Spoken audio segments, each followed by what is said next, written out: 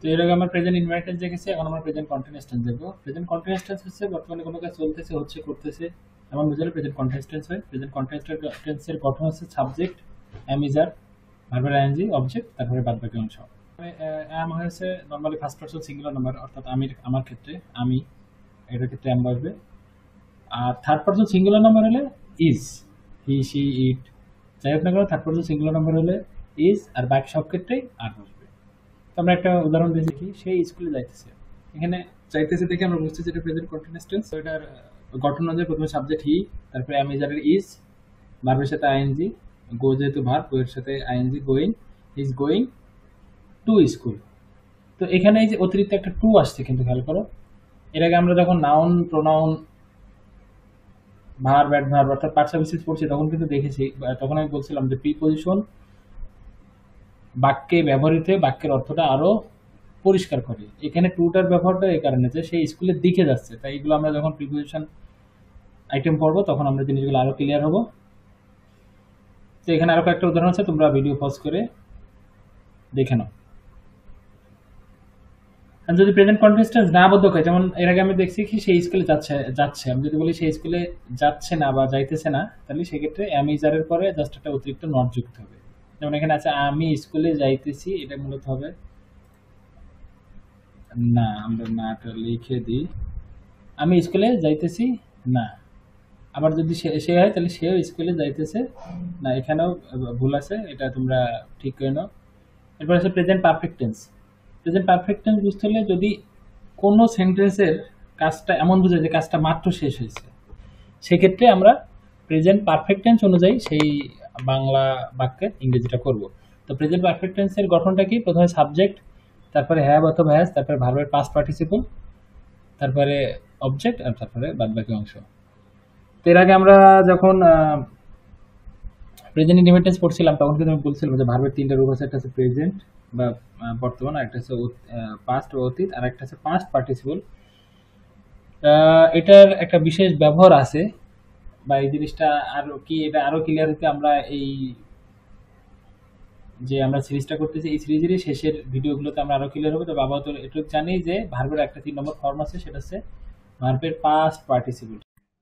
আর এই past participle মূলত এক ধরনের অ্যাডজেক্টিভ, যেটা হচ্ছে কোন একটা নাউন প্রোনাউনের দোষ গুণ অবস্থা প্রকাশ করে, অলরেডি আমরা যেটা পার্টস অফ স্পিচ পড়ার সময় দেখেছি।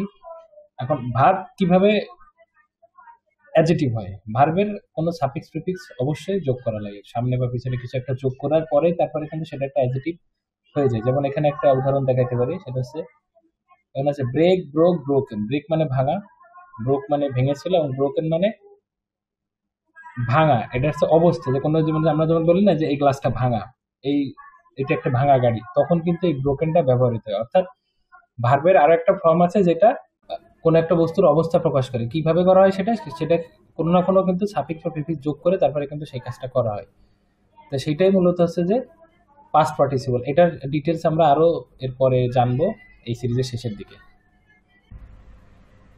তো এখানে হ্যাভ আর হ্যাজ এর ভিতরে হ্যাভ হ্যাজ কখন কোথায় হবে, হ্যাজ হবে মূলত থার্ড পারসন সিঙ্গুলার নাম্বার হলে হ্যাজ হবে, বাকি সব ক্ষেত্রেই হ্যাভ হবে। তাহলে এখন এখানে একটা উদাহরণ দেখি আমি, সে স্কুলে গিয়েছে, সে স্কুলে গিয়েছে, তাহলে এখানে সাবজেক্ট হি, তারপরে যে সে যেহেতু থার্ড পারসন সিঙ্গুলার নাম্বার তাই এখানে হ্যাজ ব্যবহৃত হয়েছে। দেন গো এর ভিতরে হচ্ছে গান, he has gone to school.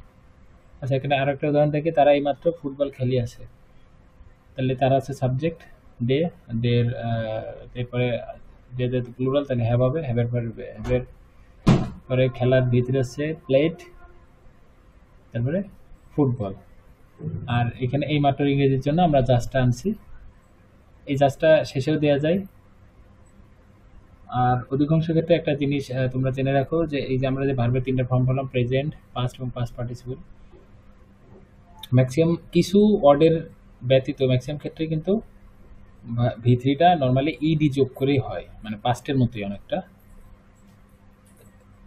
এইগুলো শেখার জন্য আমাদের যারা একেবারেই নতুন, এগুলো সম্পর্কে অত পরিচিত না, তারা টিচিং অফ টেন্স নামে একটা বই আছে, আবু দাউদের, সেই বইতে প্রায় 200-250-300 এমন, আমার এক্সাক্ট মনে নেই, এরকম ভার্বের বিভিন্ন ফর্ম আছে। ওইগুলো দেখলে মোটামুটি বেসিকগুলো শেষ হয়ে যাবে। এছাড়াও প্রতিটা ক্লাসের গ্রামার বইতেই এই 3টা ফর্ম আছে, সেগুলো বাংলা সহ পড়ে নিতে পারো বা পড়ে নিতে হবে, তাহলে বেসিক শব্দগুলোর জিনিসগুলো জানা হয়ে যায়। আর বেসিক বাদে মোটামুটি ম্যাক্সিমাম শব্দে ইডি যোগ করেই কিন্তু ভিত্তিটা করা হয়। তো আরও কয়েকটা উদাহরণ আছে, তোমরা দেখে নিতে পারো। তো যদি প্রেজেন্ট পারফেক্ট টেন্স না বোধক করতে হয়, সেক্ষেত্রে হ্যাভ-এর পরে নট বসাইলেই হয়ে যায়, আর বাকি সবই ঠিক থাকবে।